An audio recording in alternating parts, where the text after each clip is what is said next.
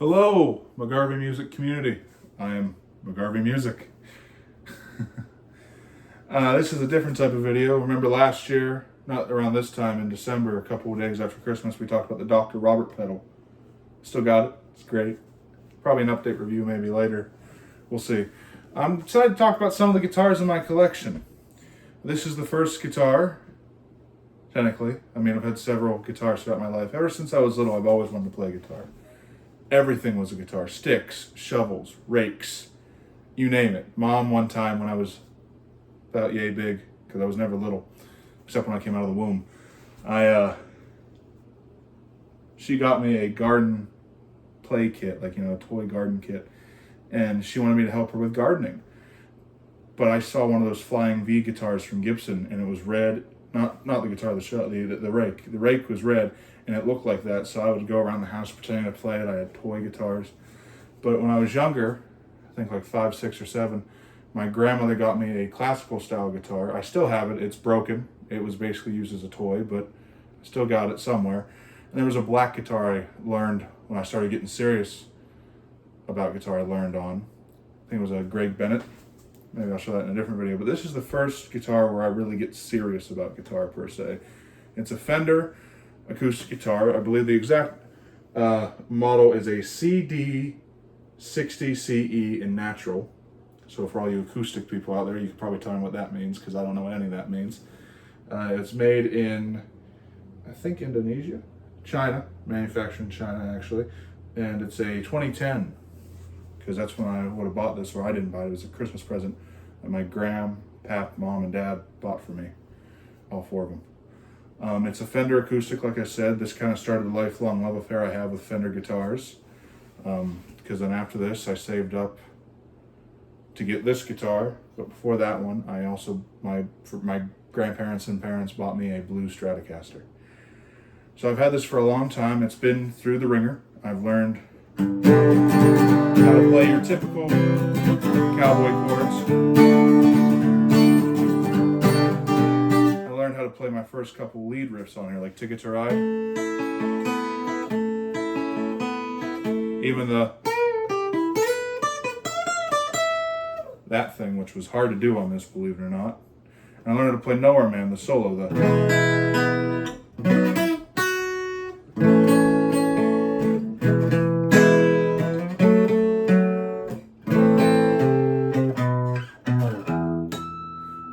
perfect, please forgive me. It's been a while since I played that. And yeah, I've learned pretty much all my beginnings on this. Even bar chords, when I learned how to play F, that was a bugger to learn.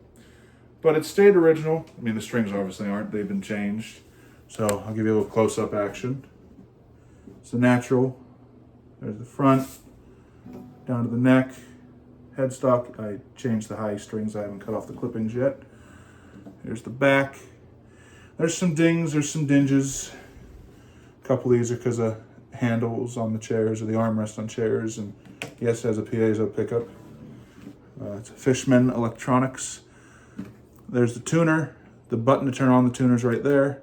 And you change the battery. Volume, and then bass, middle, treble. Has some dings on the body. Originally, this wasn't the guitar we put on layaway. It was a non-cutaway, so this was up here, but they sold that one even though we had it on layaway, I think, and we got a cutaway. So some interesting scratches that are on this. We used to have a cat, and I don't know if you can see that, but right there, a chunk of the finish was taken out, because around the time I got this, maybe a few years after rather, I saved up to get a drum kit because I was going to do drums in elementary band, and my sister's cat came into my room, got spooked, knocked over the cymbal. It hit here and here. Well, hit here first, then here. Then it slid down the neck and took a chunk out of the binding. I don't know if you can see that, but there's a chunk right there missing. And then when it dragged the whole way across the body and took out a nice little thing there. Some dents and dinges. Some other like little playware, like cracks, like I said, from armchairs. I tried to take as much care as I can of these guitars that I own, but this one, because I got it at such a young age, it wasn't a toy, but it definitely did see its fair share of abuse. It's been outside of campfires at family cookouts, But when I got the 12 string, this kind of got retired for a bit. But recently, because I've been writing newer songs, I write songs if you didn't know. Recently, when I started writing songs, I broke out this because as much as I love my 12 string, this actually does gives you the sound that you need when you need a 6-string acoustic. Songs like that's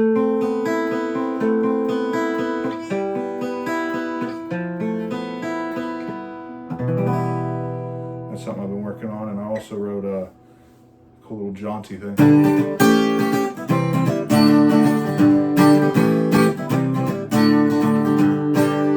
That'll be coming out on the 3rd album once it gets released. I don't know. I love this guitar. It's been in my collection for over 10 years. I don't know if I got it in 2010, but it's been in the collection for over 10 years. It has to have been. So I hope you enjoy this look at the Fender 6-string acoustic. God bless you. Take care.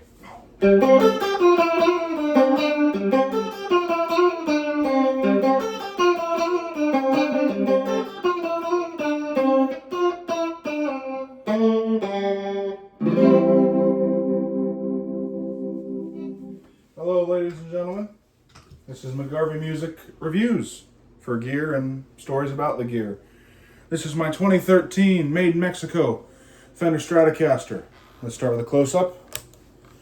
Lake Placid Blue ceramic pickups, 6-screw tremolo or vibrato bridge, whammy bar, whatever you want to call it. 5-way blade switch, volume, tone for the neck, and tone for the middle. We'll talk about this little black switch later.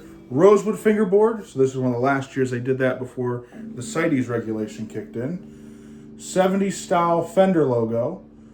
Normal tuners that you'd get, not the vintage ones that poke down in and you got to wrap around, or the locking ones. Back of the headstock, skunk stripe on the neck, 4-bolt neck, normal back plate. So I got this for my 13th birthday because I got it in 2014. My mom, dad, grandma, and pap gave it to me. This is the first Fender Stratocaster and first true electric guitar I ever had, because I had other ones that were more like toys or they broke pretty easily. This is my second Strat, the Maple Neck Strat, which we'll get to in the next video. Excuse me. As the Maple Necking is 22 frets, this is 21 frets. Electronics are a bit different, but I'll explain that one in the next video. Excuse me, this one has a sticker. I made this when I was in shop class in 7th or 8th grade. No, 8th grade. And I put Guitar Man on it because I saw Paul's Bassman sticker. I love the color red and I want to stick a sticker on here, and I should have put it in a better spot. I couldn't put it here because I was putting my picks here. This would have scratched it up. I wanted to put it here, but it only looks good like this on a stand, but I like it. So, got your normal 5-way blade switch. Quick thing to tell you, this guitar set up in drop D. I had it in standard the other day for church, but I have it in drop D for most performances on this guitar. But we're just going to run you through some tones. This is the neck pickup. Neck and middle. Middle. Bridge and middle. Bridge.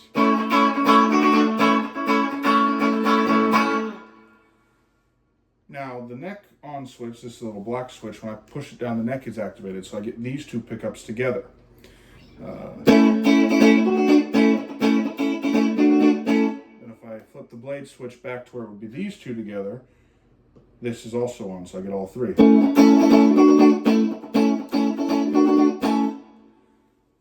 That one's more for like acoustic guitar type things. I'll slap on a compressor and maybe do some cowboy chords.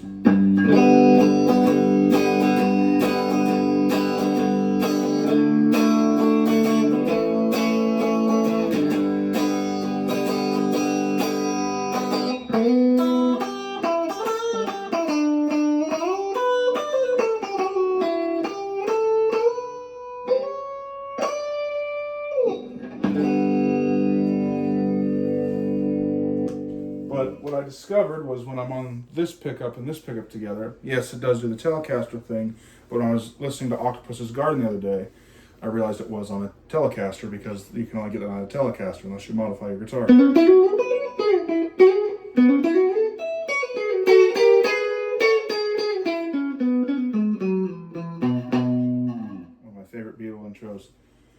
besides the neck on switch and just being a fan of the bridge pickup, one of my favorite tones on this is, remember I told you the tone knob is connected to this pickup. Tone knob's connected to this pickup, the middle pickup. When I have it like this, it sounds like a cocktail. Doesn't sound good clean, but you slap on some fuzz.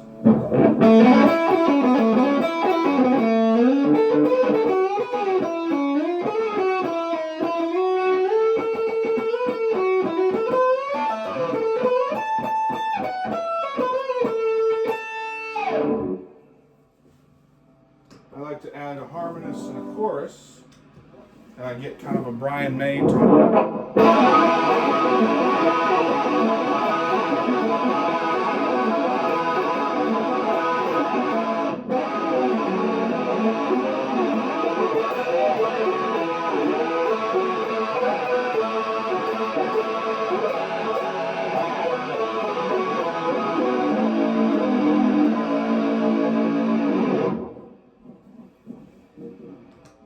I've also written some heavier tunes with this kind of sound.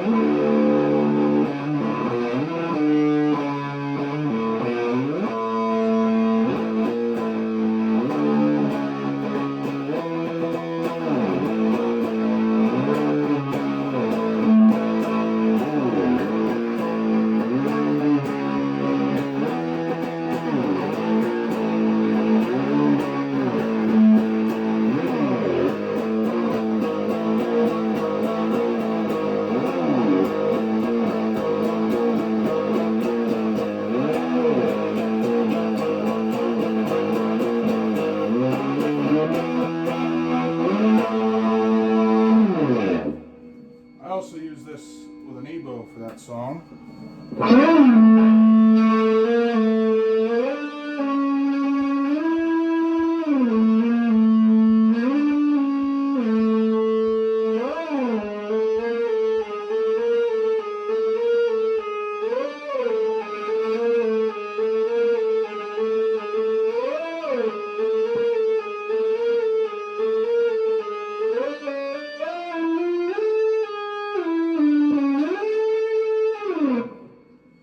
To mess around, you know.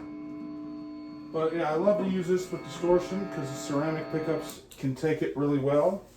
But it's also good, this drop D type of tuning, for when I do my Telecaster type sound on this, for a kind of albatross inspired song.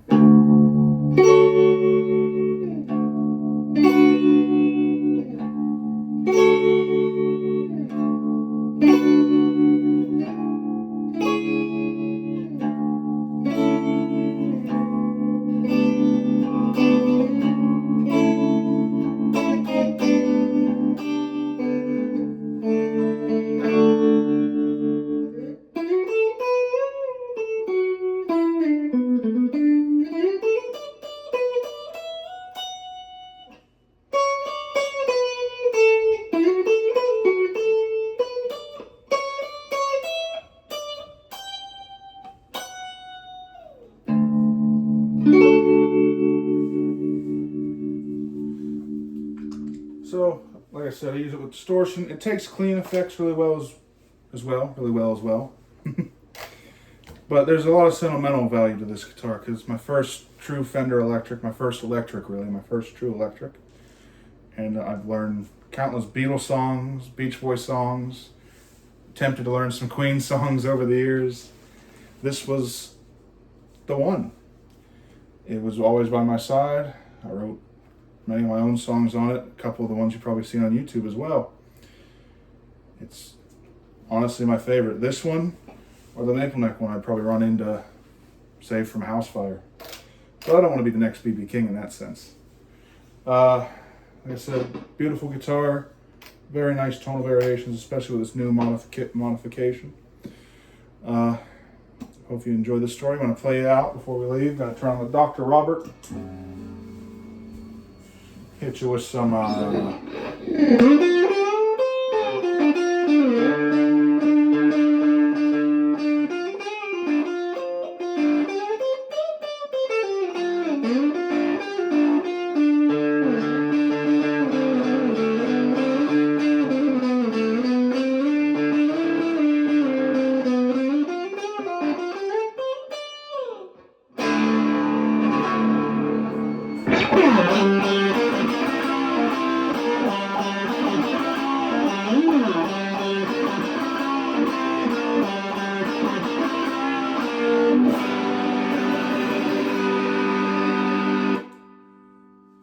McGarvey Music YouTube channel. This is episode 3 in McGarvey Music gear. This is the second Stratocaster I ever owned. It's a 2014 USA made commemorative 60th anniversary model. It's a mouthful. Let me explain. So this was the standard non-custom shop or non-vintage reissue for the anniversary of the Stratocaster back in 2014 when it turned 60 years old. It's an American standard with some deluxe highlights, but also some vintage vibe, like the finish and the body contours feel thinner than usual, I suppose. So let's break down some of the features. 2-point fulcrum bridge for the whammy bar, so the 6 screws, so it's supposed to return to pitch better. Normal 5-way switch, which you'd expect from a Strat since 1975 or 77. Fat 50s custom shop pickups, neck and middle and bridge. Normal layout except with the tone pot, so normal volume, tone, and then for the bridge / middle control, if you turn it all the way down, it goes to 0. Turn it up to 9, it's like a normal tone knob, and then there's a click because it's no low tone. It's supposed to be bright and, you know. Same with the middle. Now for the bridge, on most Fenders, I like to roll the neck tone all the way off, slap on a fuzz, and it gives me a woman tone-esque thing.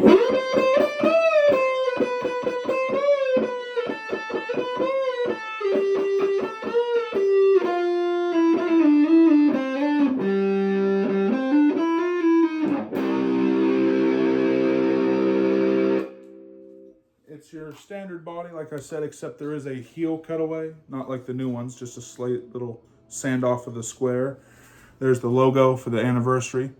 Stratocaster, 60th anniversary, 1954 to 2014. 10 years old this guitar is, can you believe it?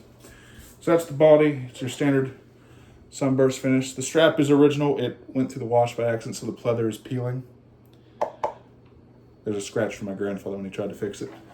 He was trying to do some solder work on it, so I should save money. So that's the body. It's a beautiful body. The neck is whatever was on this model. It doesn't feel like a C. It feels more like a U. Maple neck, one piece, normal logos. Gold hardware with the more modern string tree instead of the button one that came out on the vintage reissue model.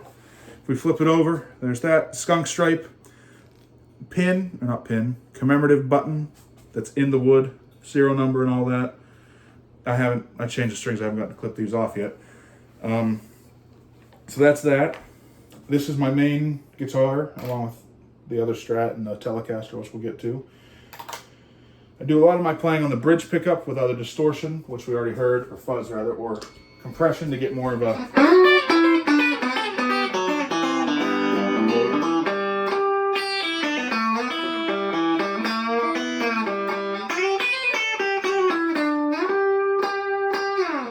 more country-ish sound. We got some other tones. Something I like to do is use this as a fake 12 string with a tremolo and a chorus. I slap those on. I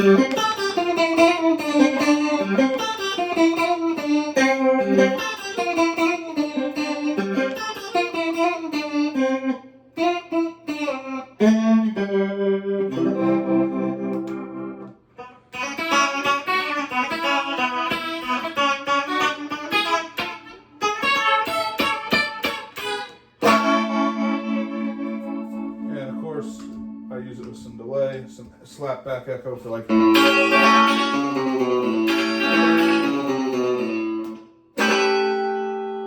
spend most of my time on the bridge. I do use the in-between tone sometime with some chorus for like a.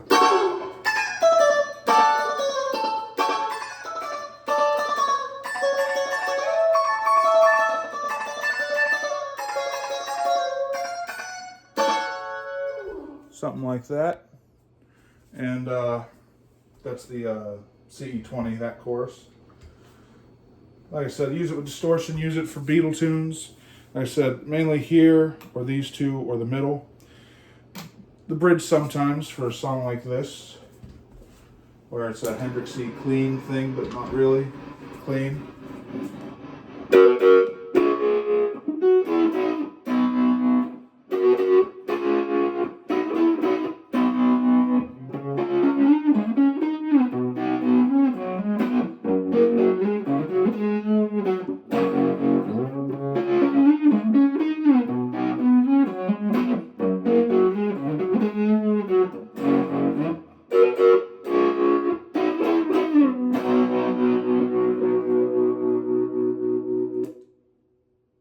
Those are the main tones and sounds I get from this. There's more to explore, and hopefully when I start releasing my original music, you'll hear it.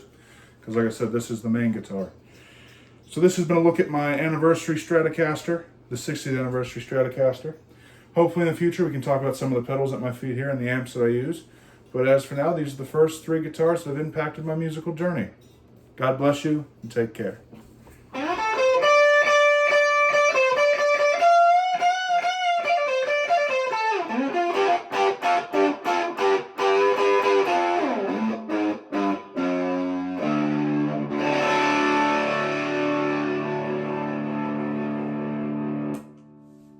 Hello, McGarvey Music YouTube channel. I'm McGarvey Music. This is McGarvey Music Gear, Stories, and Review.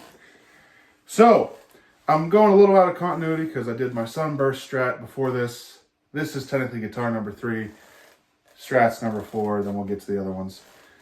This is a Gretsch guitar, believe it or not. I know it looks kind of Gibson-y and all that, but it's a Gretsch guitar. I don't know what it is, if it's a Power Jet, because I've looked it up and I've only ever found one similar model, and that was back probably 4 years ago. Wow, it's been a while. About 4 years ago. But it's Electromatic by Gretsch. That must be their pre-import brand, maybe. Who knows? But it's Electromatic by Gretsch. I call it a Power Jet, a 2002, 2001 Power Jet, because I did remember what year, because, well, I was born in 2001. But, so, there's not a big interesting story to this. It was a guitar that I bought for 40 bucks from a friend. So one day, me and my dad were walking, because we used to go on walks pretty often.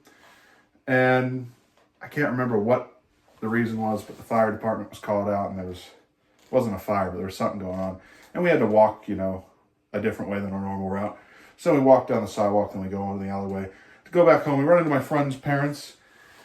They say, hey, we have a guitar. I think it's a Gretsch. And I'm like, a Gretsch? Yeah, I'll buy it. Because I thought it was going to be like, you know, the George Harrison, Chet Atkins style Gretsch. I was wrong. It was this. So I was a little disappointed. I plugged it in, and I could get that tone out of it. And I liked it. So I'm like, yeah, why not? 40 bucks. That's what he wanted, so I gave it to him. I don't play this one often. As you can probably tell, I didn't really play it at all till when I did, when I'm 64, and that would have been 21? Yeah, 2021. Wow, that was a while ago. And then I used it for my CCR covers, because I set this up and tuned this to the CCR tuning of a whole step down. So if you didn't know this, when CCR does music, Tom Fogerty plays the chords in standard tuning, like that. John plays, and it gives it a full, thick sound. That's why the riffs in Proud Mary sound the way they do. And commotion, that's why he's just doing.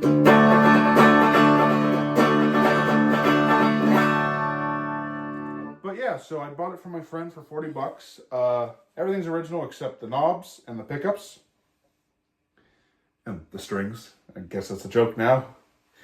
It's a funny joke, I guess. They were all these kind of knobs, but the one that was on this one was cracked from the inside out, so it fell off, and I had this put on there, and I found a different knob. But that knob fell off when I was traveling somewhere, so got to buy some knobs. But I'll do a quick close-up, because why not? It's in a, you know, cherry sunburst-esque thing, a maple top. It looks like a faux maple top, but who knows. These pickups are Seymour Duncan whole lot of humbucker pickups to get that kind of British Invasion, 60s Les Paul tone. 3-way toggle switch, ABR1 style bridge and stop tailpiece. 22 frets, Gretsch logos, standard tuners. Flipping it around. Friendship bracelet that was given to me at the place I work at. I work at a church camp, and this was the bracelet that they gave when they were teaching us the gospel. And it was like a 5-step gospel or something like that. Red finish on the back, cavity for your toggle switch, cavity for your wiring. There's some scratches and dings in this one, as you can probably tell. There's a couple dents there. There's a good gash at the bottom, the back of the guitar. You can kind of see that right there. Some dings and dents all around, but I've tried to take good care of it. It only fell over once, and it fell over onto my Jaguar, which will be the next video, I believe, or the next video after, because the 12-string was bought in between this and the Jaguar. It's a lovely guitar, but it's not my favorite guitar, because I'm not a Les Paul guy. I'm not really a Gibson guy. I like bright, chimey tones. And, well, this can be chimey and bright sounding. It's not my thing. It sounds good with tremolo, you know, for those kind of... wake up in the morning, hear the rain, that kind of stuff. Chorus sounds all right with it. It's not my favorite sound. Now my phaser's getting worked on because something happened to it. So to get a phaser-like sound, I use my Chorus Ensemble CE20, the big deluxe version that Boss made in like 2005, to get a phaser-like tone for the intro of Proud Mary.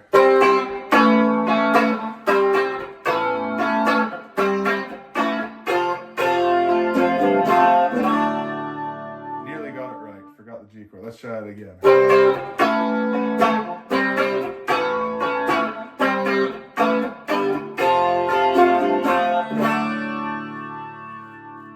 I do use delay on it, the slapback echo.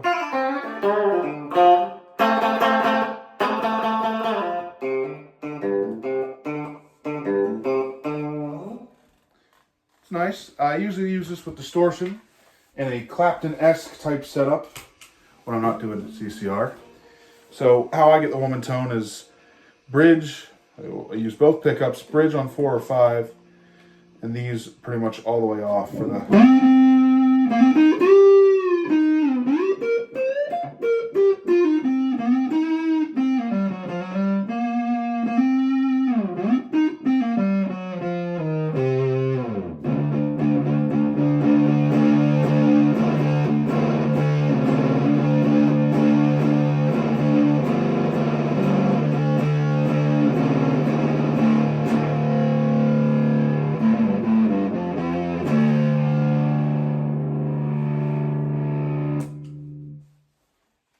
So yeah, just distortion and fuzz on it a lot. I haven't really played this guitar a whole lot, but when I need that Clapton tone, I got it. When I need that CCR swamp rock tone, I got it. So no grand story with this, but it's an important guitar to me because it was my first guitar that was actually very different, and unlike the Jaguar, which I did discuss in that video, where it was a different single coil type sound, but chimey, and it made me play different. This makes me play different because it's not a Fender. There's no single coils in sight. It's humbuckers, and I gotta play accordingly. So I'll play us out. I'll slap on the wall and distortion plus, and that'll be it.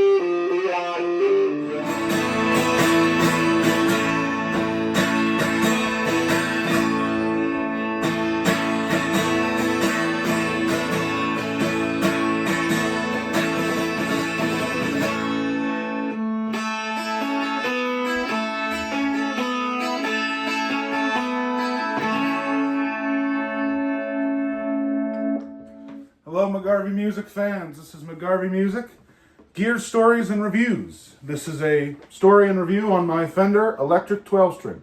Well, acoustic. Let me explain. So it's acoustic electric because there's a pickup, and you can tell by the little battery pouch right there. That's where the battery goes, and there's the electronics. So that's the bass, to add bass, add treble, and the volume. There's also a tuner. Fishman Electronics. So there's a story behind this, as there is with every guitar, but this story is relatively simple.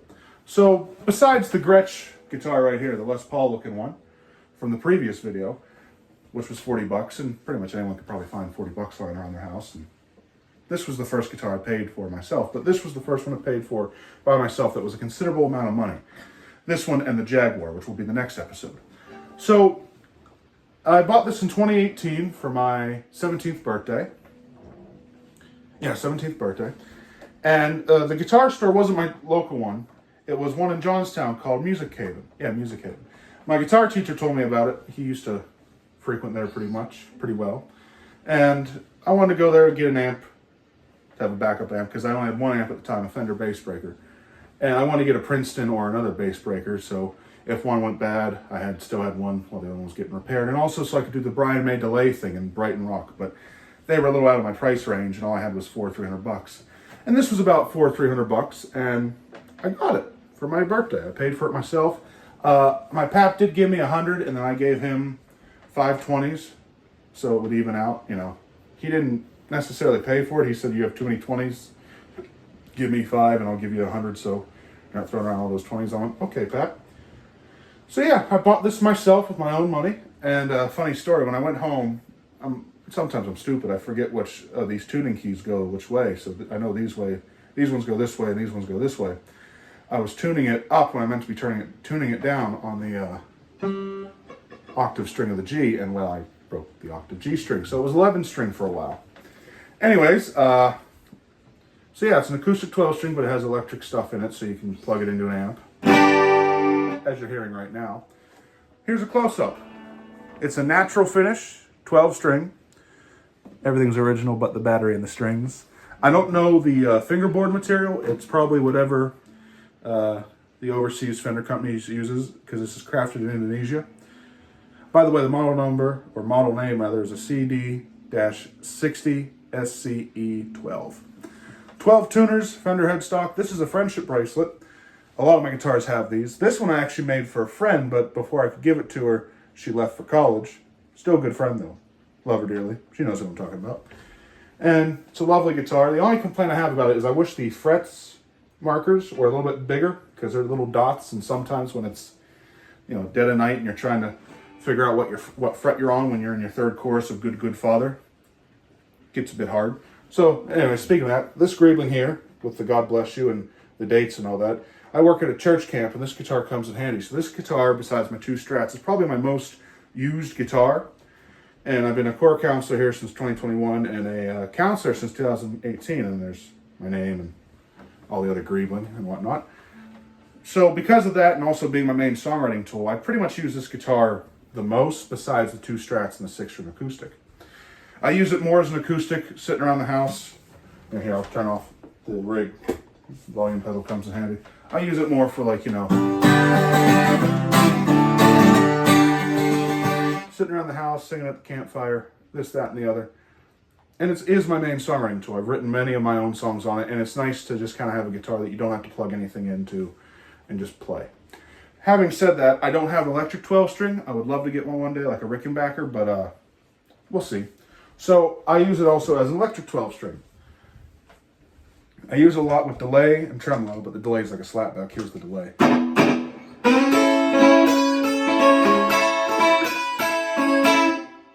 Here's it with the tremolo.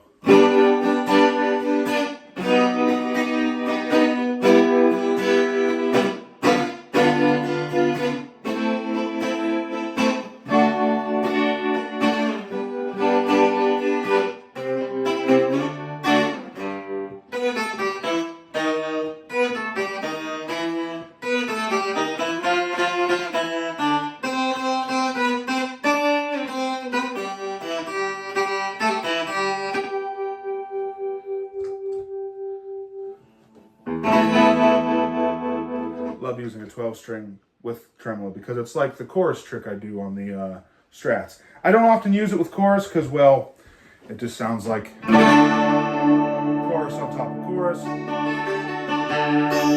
Which sounds cool, but unless you're using a 6-string guitar, especially a Strat on the 2 or 4 position, it doesn't always sound great because it just sounds warbly and messy.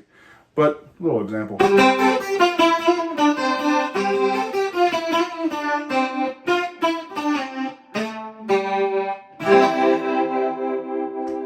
yeah, sometimes it's good, other times it gets a little messy because if you don't know about a 12 string, they're paired up in octaves on the first 4 strings. In unison on the B and the E. So you get this kind of chorusing effect because with the extra tension on the neck and the extra strings, it's not really perfectly in tune all the time. You're kind of fighting it. And chorus is great sometimes, but then other times it gets a little messy. So that was the warble side of the board, as I call it. And here's the more typical effects you find in a rock and roll setting. Here it is with wah.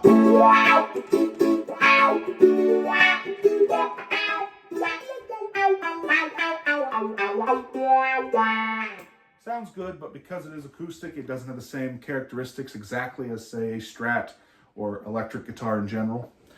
I do use it with a lot of compression to get those birds, Beatles sounds. That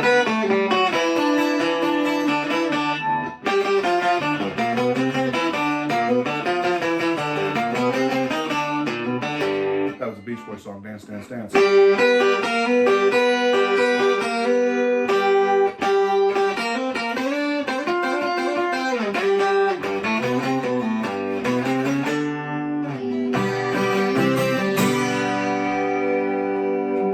Use it with the harmonist because sometimes, like I said, with the 12 string, not always being in tune, it's a little warbly.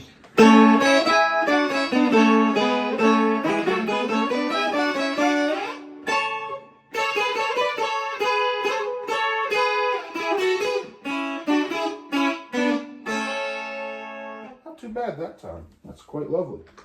I use it with fuzz rarely because of it being a hollow body welt. Feedback's insane, but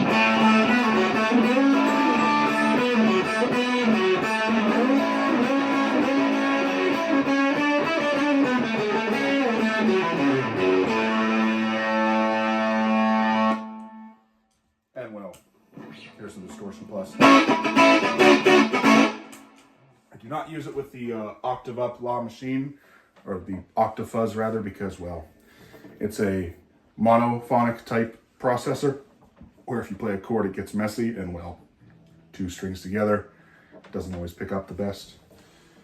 The volume pedal is more for muting, but if you really want to hear that, here you go. Oh, here.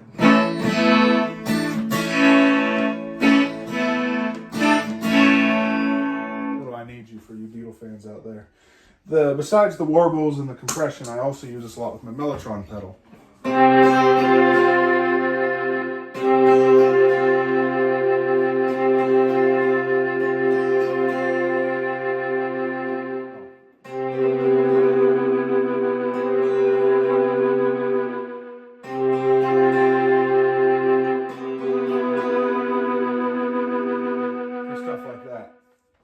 Lovely little effect.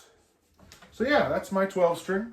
Bought it with my own money as a birthday gift for myself from a guitar store my teacher told me about. My guitar teacher told me about. It's been my main guitar, like I said. I use it a lot at the camp. I use it a lot at church. And I use it a lot for my own songwriting purposes.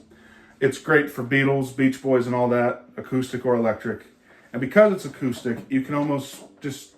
it accompanies you better, because in some aspects when it's just a 6 string it can sound a little thin. This, especially acoustically,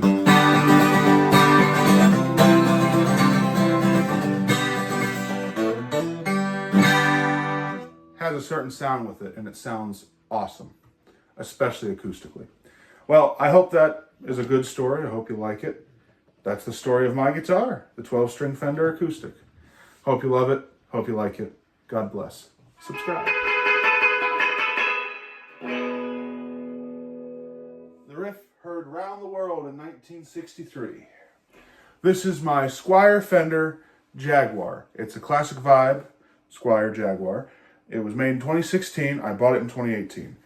Now, the story behind this guitar isn't a big, grandiose story of finding my sound or getting a guitar that helped me move to that next step. No, it was an impulse buy. But before we get into that, let's show you the guitar. It's in candy apple red. This is all stock minus the stickers and the strings, obviously. Star Wars sticker, MXR sticker. Those were added because, well, if it's a cheaper guitar, I'll put stickers on it to make it more customized. Volume and tone, on-off switch for each pickup, so everything down, no sound. Flip up the switch, neck pickup, bridge pickup. It's the second switch, the middle switch. This is a choke switch, so if you're on the bridge pickup, pretty bright, add the choke switch, brighter. No choke, both pickups choke on. Get rid of the choke in the bridge, on the neck. Those are the controls. Neck pickup only on the rhythm circuit. So this is the rhythm circuit. So when it's down, you're in this control configuration with the tone, volume, on-off switches. When you're on this, it's neck pickup only when it's flipped up. So down is off, up is on. Neck pickup only with a bass capacitor on it to make it sound more jazzy. You can make it sound even more jazzy by rolling the tone off. So tone, volume. I did that on the cover for Good Vibrations that I did where I went so on and so forth.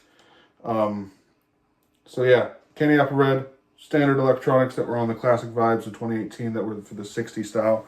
I don't know the fingerboard wood, but it is very rosewood inspired. Logo, string tree, vintage style tuners. Those were a bugger to get a hold of.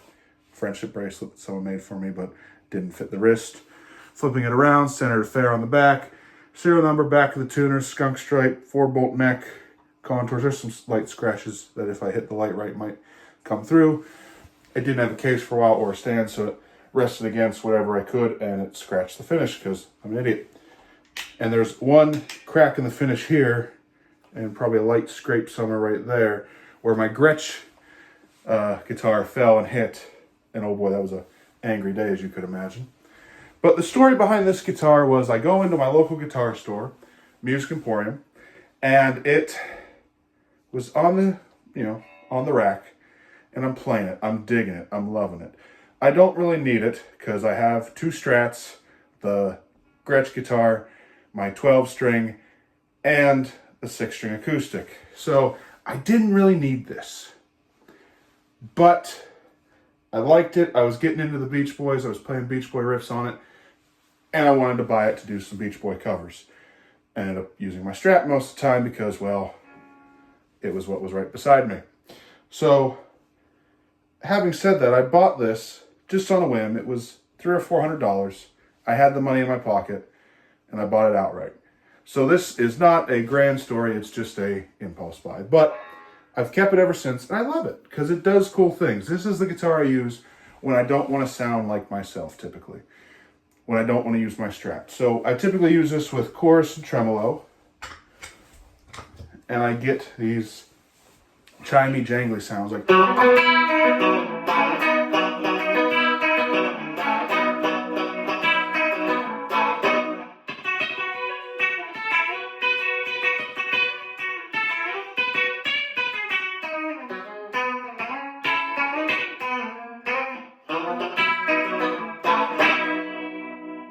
or...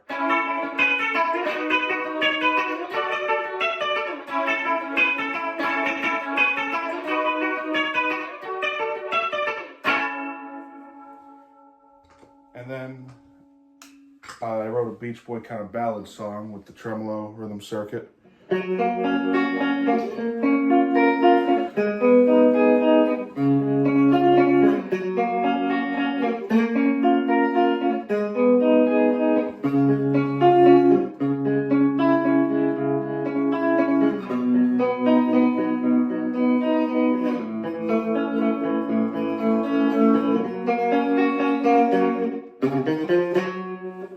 Wonderful little song. I'll go ahead and play the solo because why not?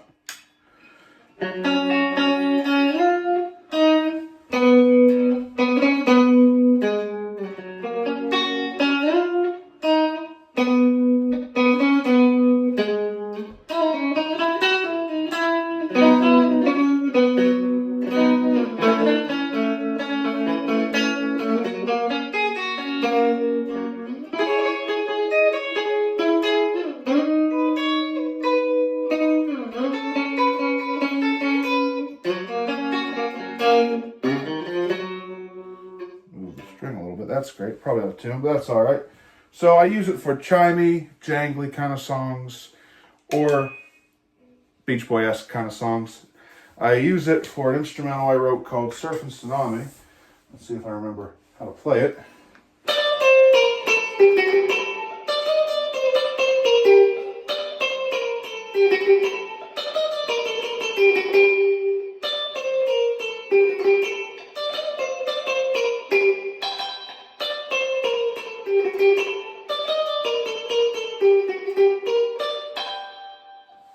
Lovely little song, I think. Of course I do, I wrote it. So I use it with a lot of modulation, a lot of chimey, shimmery effects. It sounds pretty cool with fuzz, especially in the bridge pickup with the choke switch on.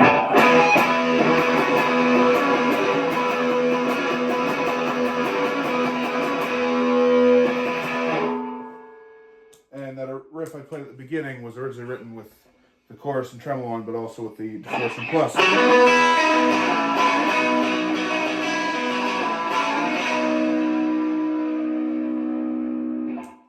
So, it's a nice guitar. Is it my main guitar? No. Is it my favorite guitar? No.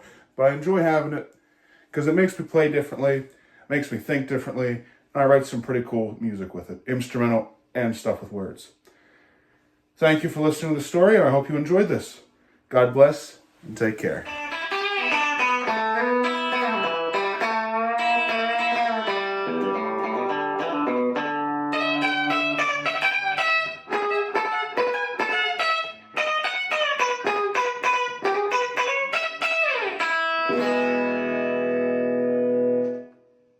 Hello, this is McGarvey Music, Gear Stories and Reviews. So, this is my Fender American Pro Telecaster. It's a 2019 model, made in the USA, hence American Pro. I bought it in 2020, before the pandemic, on January 25th, 2020. I wanted a Telecaster for that twangy bridge pickup sound, you know, that kind of...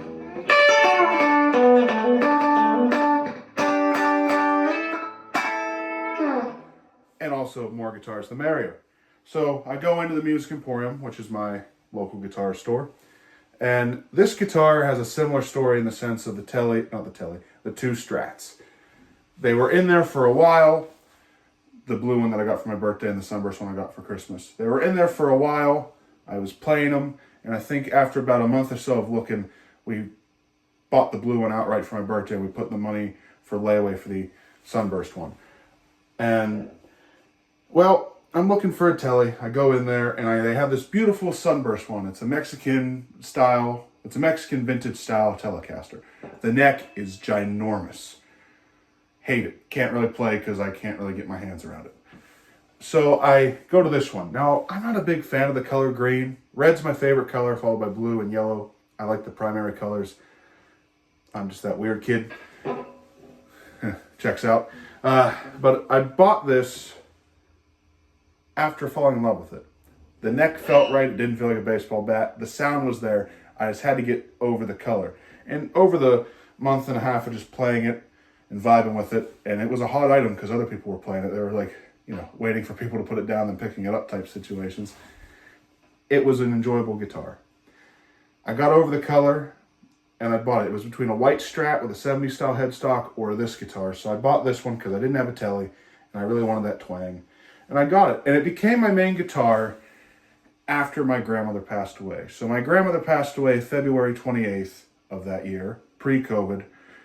And there's a whole story. I might do a side story thing in a different video where I talk about how 2020 affected me personally, not just the pandemic and all that, like actually tell some stories.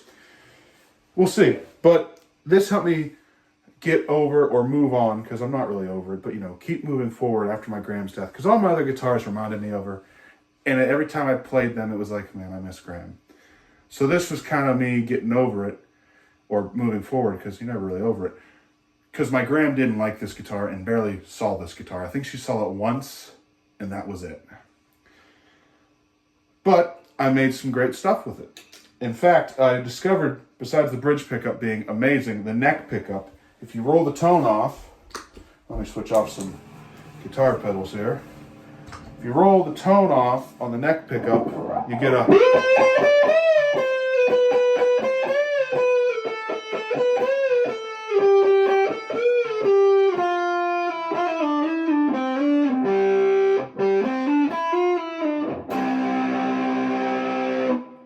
nice distorted tone. I like that with the fuzz and all that.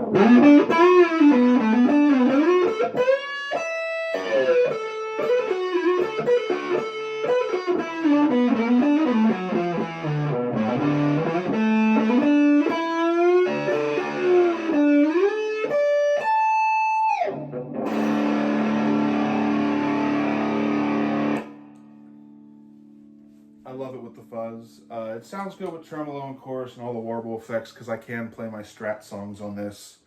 Not exact, because if we take this song, it won't sound exact, but it gets the job done.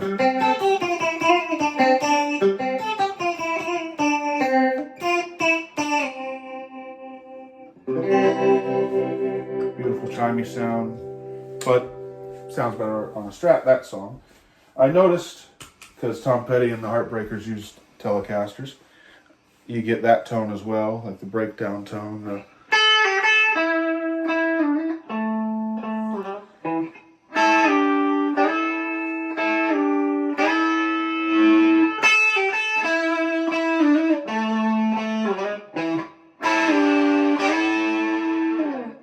And, you know, turn it down a little bit to lessen the distortion.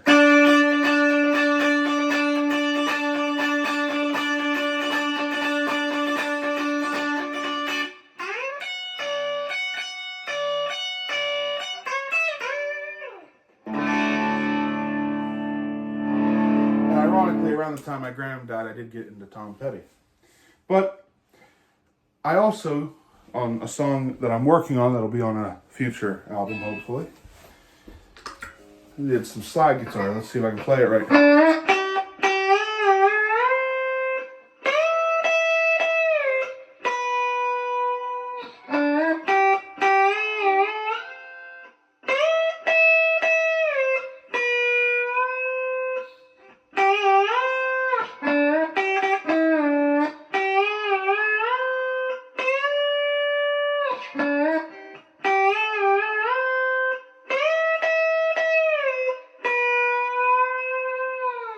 So yeah, messed around with slide on this one. It was also just a fun guitar to jam on. I could just play solos, do whatever. And like I said, it was kind of me getting over or moving on from my Graham's death. I keep saying getting over, but you know what I'm trying to say. I've used it with different effects, like compression, obviously. With wah, which sounds pretty funky.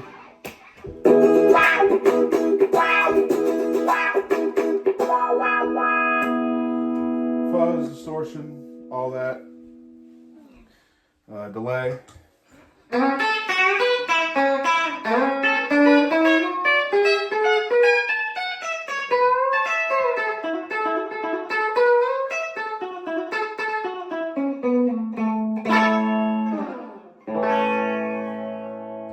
So yeah, this was the guitar that I wanted to get. Messed with it for a little bit, vibed with it, and finally bought it. And it was kind of the saving grace of 2020 for me. Now, you don't see it much now because I fell back in love with my two Strats, and I still love this one, but the two Strats are what made me want to get into music because I love the sound of the Stratocaster and Nowhere Man. But I still love this one. I still want to keep it for as long as I can. So that's the story, simple origins, wonderful sounds and tones out of it. I'll do a quick close-up. Everything is stock on this, except the strings. A little joke here. This is their new bridge cover. Instead of it being the whole ashtray style thing where it would cover the whole bridge, it was just reduced to that, where it covers the springs. You can still, you know, palm mute. Tone, you know, dark, bright, volume, no volume, loud, three-way selector switch. This is non-original. Let me clarify. One part was replaced because this, when I was just kind of going at it, I hit too hard and the barrel style toggle switch flew off and broke. Sorry, the top hat style. I don't remember what these are called. These are just the whatever's in the 2018, 2019 American Professional Telecasters at the time. Seafoam green, Mystic Seafoam rather. Lovely color. It's green or turquoise. I know in some lights it looks blue, it looks green, it looks weird. I love it though. You know, it grew on me. Maple neck and fingerboard, 22 frets, Fender Telecaster headstock with logo, string tree, the newer style standard tuners or professional, whatever they call it now. Back of the headstock, serial number, skunk stripe, neck plate, the barrels where the string go through. And yeah, it's a beautiful guitar. It makes beautiful noise. Let me play out real quick on another song that will come out on a future album.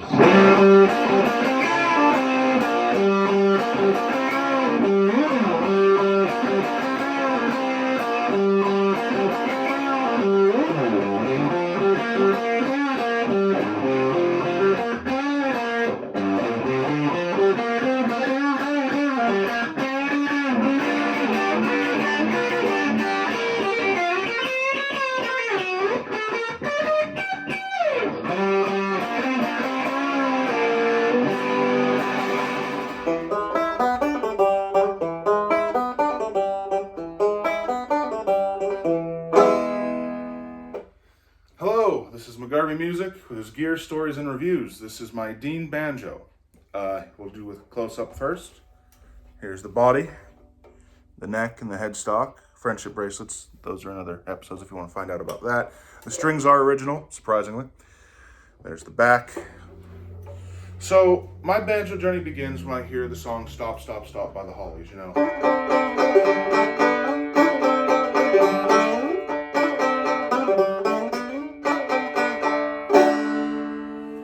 And then my dad, he got like a DVD of Hee Haw, because remember they did a Lifetime box set or whatever a few years back, but they must have broken them up because he only got like 2 or 3 individual DVDs. He didn't get the whole box set.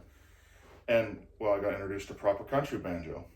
So I kind of took those. Now, I'm not a banjoist. I can't do the banjo roll. I can do a finger picking thing, but that's not really it. I do a bit of the claw hammer. Still a bit sloppy, and then I just kind of pick like a guitar. Like that. But, so I didn't start on this. This is my second banjo. We'll get to that in a second. My first banjo was this either homemade or put together banjo by somebody. Had a raw wood neck, so no finish. You'd get splinters easily. The tuning pegs did not hold, and eventually this high G just snapped. And I had to hold it all the time. There was no place to put a guitar strap. I put some yarn on the back. I made like a weird triangle type pattern on the back and just tied it off here. So I had this thin yarn strap, but it didn't hold. It broke after a while, so I just kind of sat down and played it. Then this string broke, or one of these strings broke. It became a 3-string banjo. And then I just put it away, and I saved up in 2021 and got my first Dean banjo. That one was used on the channel for like pretty much anything pre-2023. So like Take Me, Leave Him, check out that video. That's an original song, and a few other videos. But that one met a demise because at the time, my cat, he passed away, may he rest in peace. It knocked over the banjo, or something knocked it over, and it fell, bang, like this. Headstock came off, so then I had to save up and get a new one. So this is my second one. I'm taking better care of it. I don't play banjo as much as I should, because, well, I do guitar playing. If they hire me for a musical gig or something, I mainly do the guitar. But I dabble in other instruments, as you'll come to find or know already. So, yeah, I use this as more of a textural device, or if I just want a different sound on a recording, or if I'm doing a cover of like a Hollies song, because they use banjo quite a bit. Or, you know, I just want a different vibe. But the first time I used a banjo was to write a song I wrote called Not Take Me, Leave Him. That was like the second song I wrote on banjo, called Till Death Do Us Part. First time I ever played a banjo, I picked up it and went. And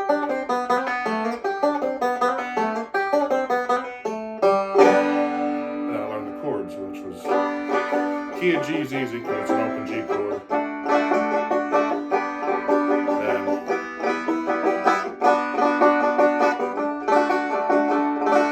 That's on the first album. If it's out, go check it out. If not, I'm working on it. So that was the first song I wrote on banjo. Then I took a guitar riff I wrote for the second album. banjo, so it'll be a dueling banjo guitar, not like dueling banjos like the song, but like two guitar and banjo kind of fighting over the mix slash just kind of. But if you ever get a banjo, you do got to learn, because that's just something you got to learn. It's like when you get a guitar and you got to learn Smoke on the Water.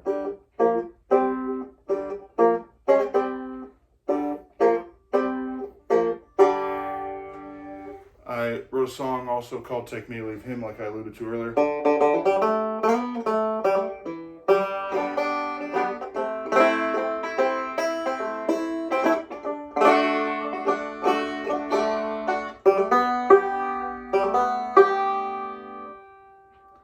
So yeah, I use it as a device more than a proper instrument, I guess. It's when I just want a different sound or a different layer on a track.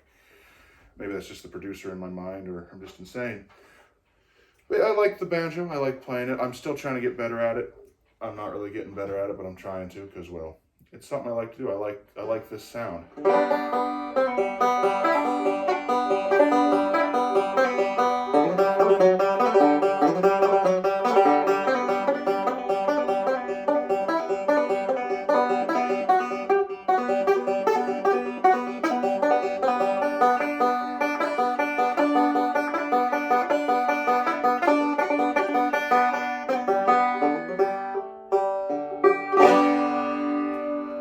Do that. So if you need that on a record, hire me. I don't use a capo often, but I have one because, well, there's just some songs that do better if you just play it like it's an open tuning. Like this song with the Monkees called She Makes Me Laugh. Oh, let me play it right.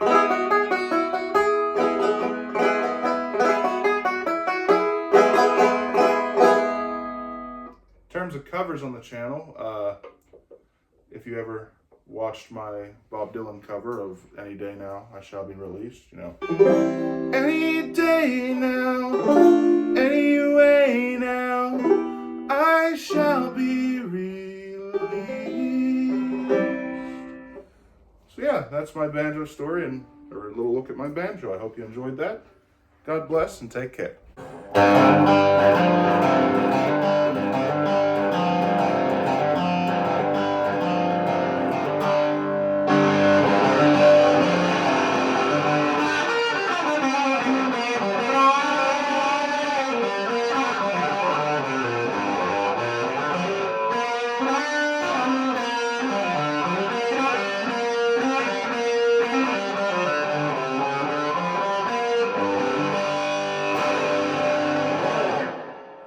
Hello, this is McGarvey Music, Gear Stories and Reviews.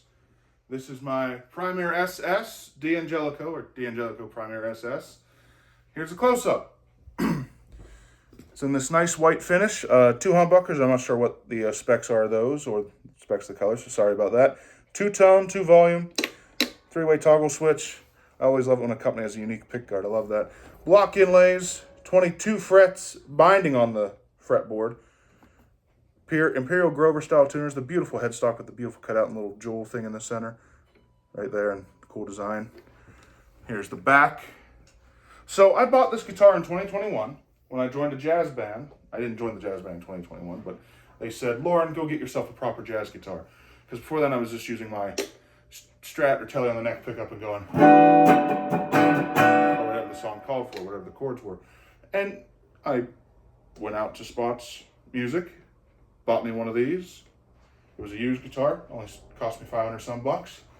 Bought it and I've been using it ever since. I used it with the intention of jazz, obviously, but when I brought it home that day, had to record some videos. Now on the video I used a Boss Overdrive, Boss Super Overdrive. I'm going to be using the Dr. Robert because I don't have the Boss Super Drive at my house at the moment. And I played one of the most iconic Christmas intros.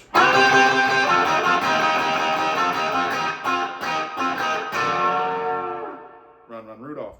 So it works great with overdrive. It also surprisingly works great with fuzz. Now I didn't used to like fuzz with a humbucker, but for an example, here's Hard Hard Year by the Hollies.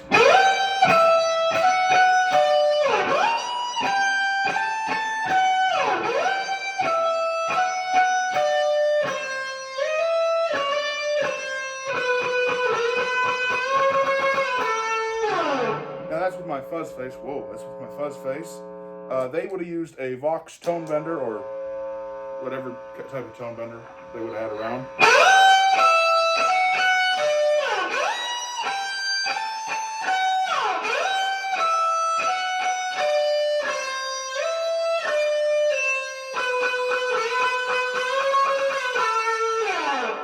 So I mainly use it with a lot of distortion when I'm not playing jazz. So when I'm playing jazz, it's clean, no effects. Use it with distortion, overdrive, or fuzz when I'm doing a bit more jammy stuff. And the only warble effect or weird effect I like to have on this guitar is a slapback echo. The Elvis sound.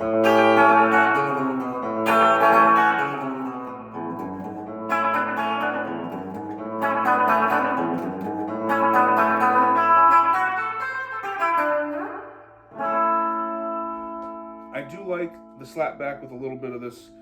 I use a CE20 like a CE1 because I don't have a CE1. So Carl Wilson and the Beach Boys used a CE1 on stage, so you know.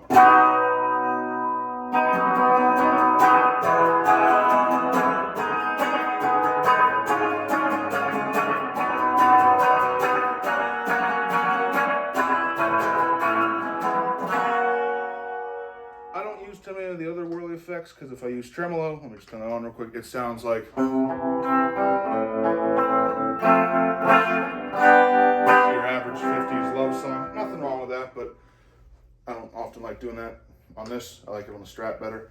This chorus, my CH1, I prefer it on the Strat or a Tele. My underwater or 12-string sound. And the phaser sounds cool for certain things, like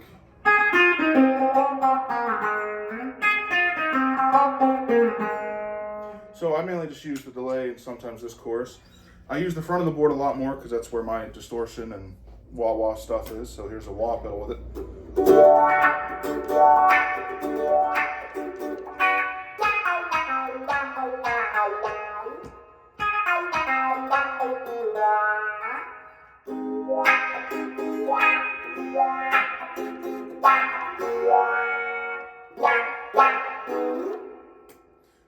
So yeah, I don't use it with compression because, well,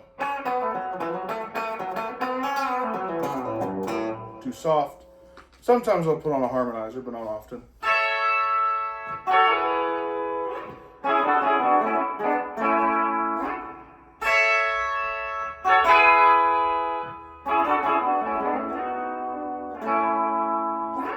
It's nice, I like it. Something else I use with this is I'll do the Eric Clapton thing where I roll the tones down, put it in the middle pickup position. Sounds terrible without a little bit of fuzz or distortion.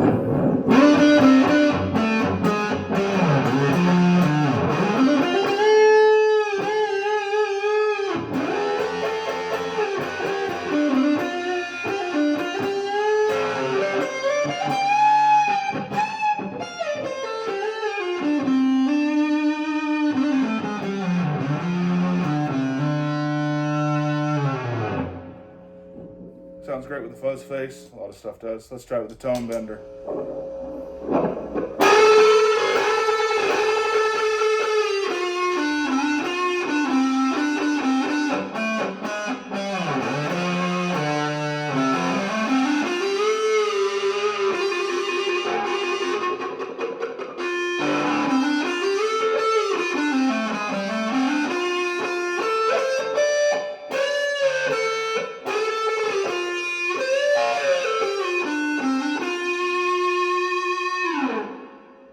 Sounds lovely. But yeah, so I use it for a cream context or a hard rock, acid rock thing. Not that I take acid, don't do drugs. Kind of a Beatley sound because it is a semi-hollow and the Beatles use semi-hollows a lot. An Elvis style sound or even just that kind of chorusy live Beach Boy sound. So I use it a good bit. I haven't really written any songs on it because I'm not really a humbucker guy. This is more for like that jammier stuff I like to do, whether it's cream or even, oh, speaking of which, let me set this back up. One of my favorite riffs as of late. Make sure I get this set up right. Yep.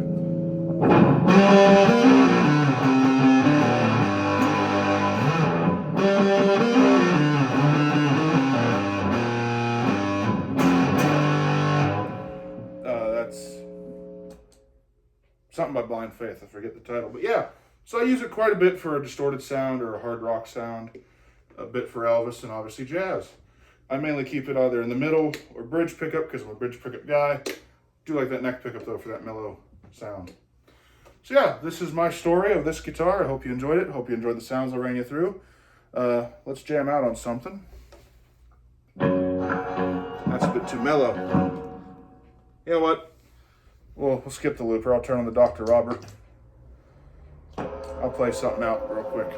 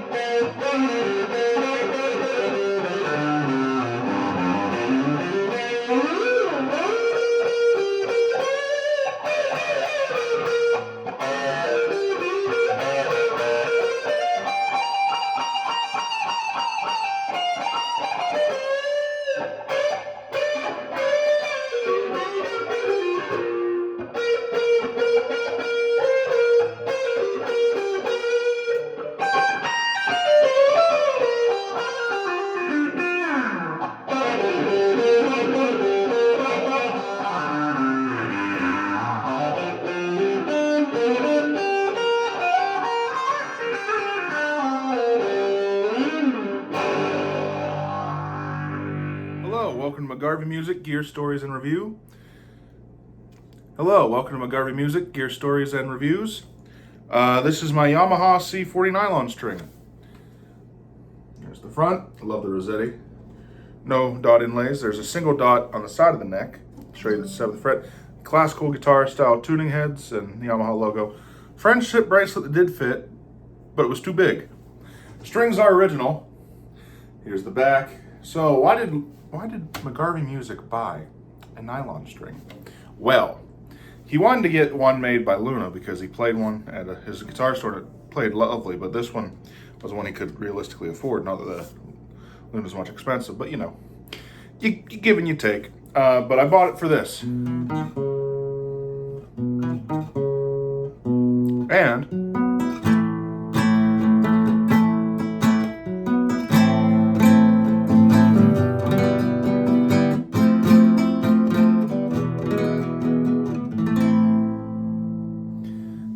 I love it. I love that kind of sound. Herman's Hermits, I think, used a nylon string on their song No Milk Today.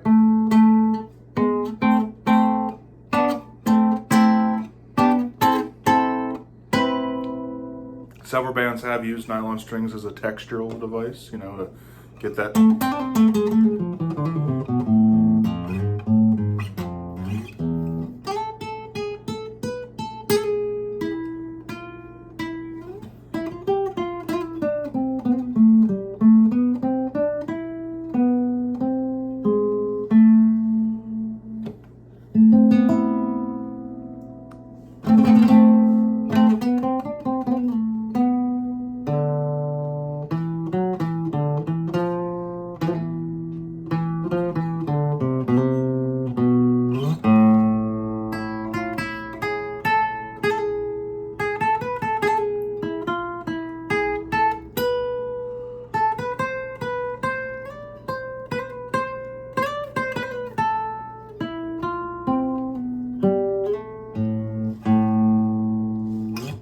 Yeah, so it's a nice guitar.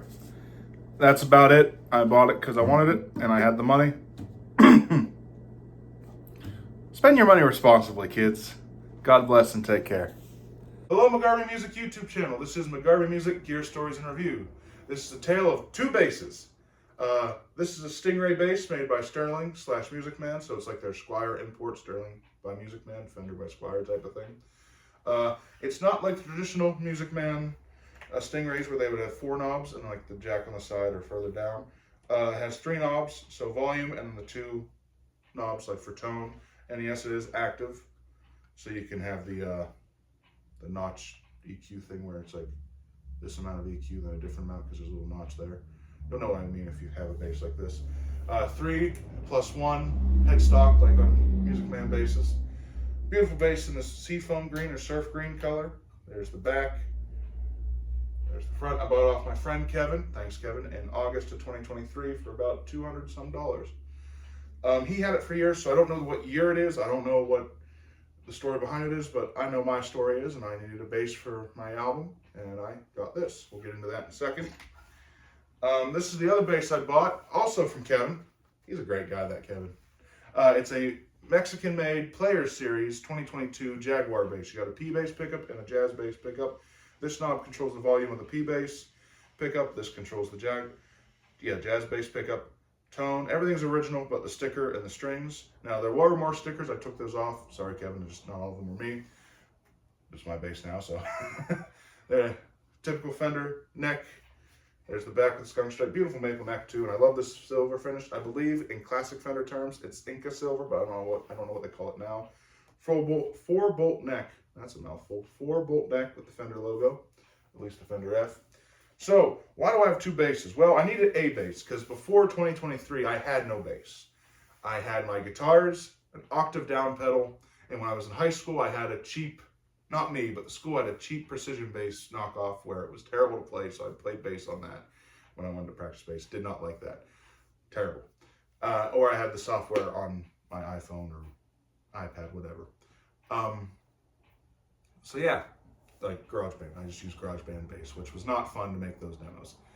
So I needed a bass to make the record, and I was going to get a Fender 6, and it didn't work out. So Kevin posted on his Instagram and was like, "Who wants this bass? I don't use it anymore." And I'm like, "I'll take it." And I bought this one, and it's been a great bass. I learned all my early bass stuff on it after buying it, because I knew some bass stuff walking in, because I experimented with bass because I'm a songwriter. I have to try to get some bass lines going for the songs I write, because just having a guitar and then saying, "Oh, I'll fill it out later." No, in my mind, I like to work out the songs completely in my head. I can write the music, but I don't know how to write music like this. So I had some bass experience, but this was the first bass I had and owned and actually would use and actually could like practice on at home. So I learned Words by the Monkees on it and several Monkey bass lines, because when I bought this, I was oddly into the Monkees. I'm usually a big Beatle fan, as you guys can tell. But yeah, I got really into the Monkees, so I learned a lot of Monkees bass lines on this. And this is on the entire first record with the exception of the first track and the last track, Show Me Tomorrow and Gift of Love, because I didn't write those with bass lines in mind. On the second record, I used this for a Guy I Tried to Be, the slap bass part, and almost every song with the exception of like 4 or 5. So about half the record's this, and the other half is this, because I had this and then I got this, and this, I love it because I feel like I'm at home. It's a Fender bass, so of course I'm going to love it because I'm a Fender guy. I mean, every guitar in my collection, with the exception of like 6, are all Fenders. Who would have thought? Or Fender adjacent. So, yeah. This is on the rest of the second album. And it sounds great. Like, it does the P bass thing and the Jaguar thing. So I got the P bass, the Jaguar, or jazz bass rather, and the Music Man sound, or the Stingray sound. All I need is a Rickenbacker. I really don't. But, you know, one day. So now I'm going to do a tone demo. I'm going to play this bass first, because it's plugged in and ready. Let me just turn it up.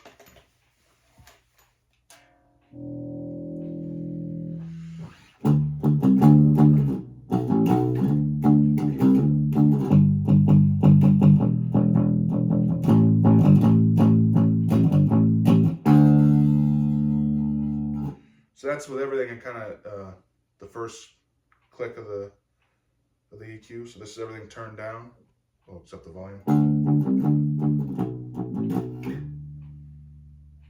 The treble one notched.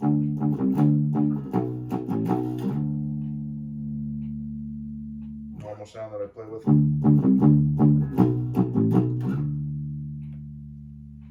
Treble one all the way up.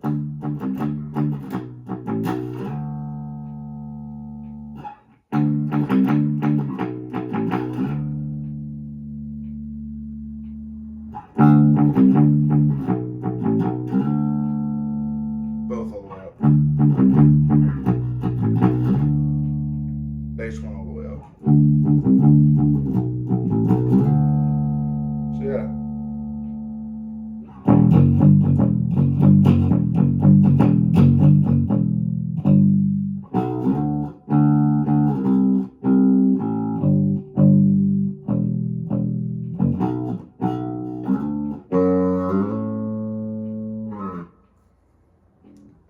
that's that part. So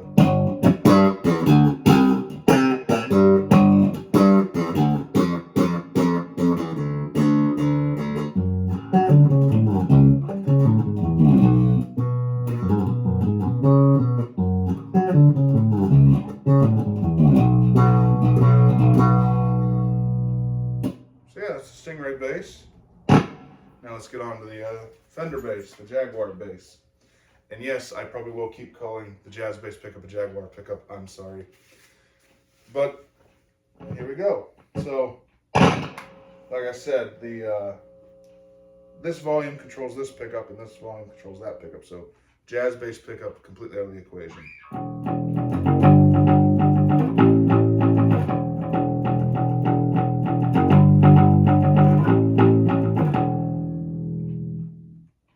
Just the jazz bass pickup.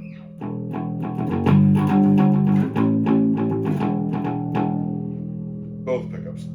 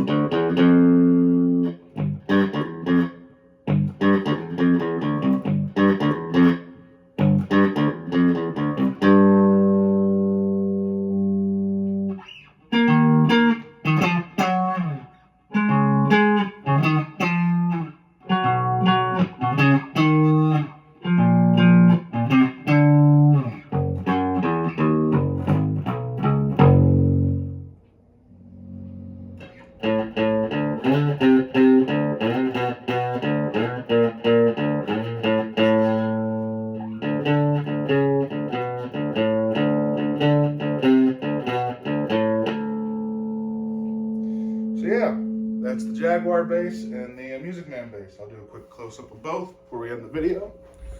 Hope you enjoyed this look at all my guitars and guitar adjacent things. Maybe we'll look at the amps one day and the pedals one day, but yeah, that's the Jaguar, and here's the Stingray.